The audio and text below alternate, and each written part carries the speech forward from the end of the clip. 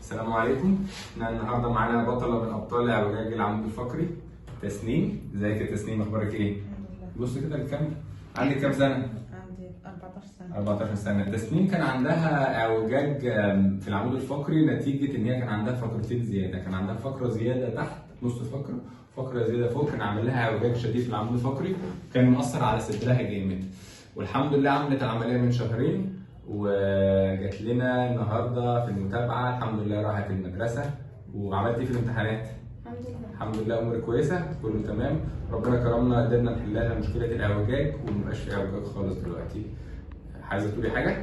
لا، أنا بقول ربنا يكرمك إن شاء الله ويوسعك من رزقك إن شاء الله الله. يخليك. كتر خيرها، جابت لي كده هديه جميله، تسلم ايدك كده وتعبت نفسك.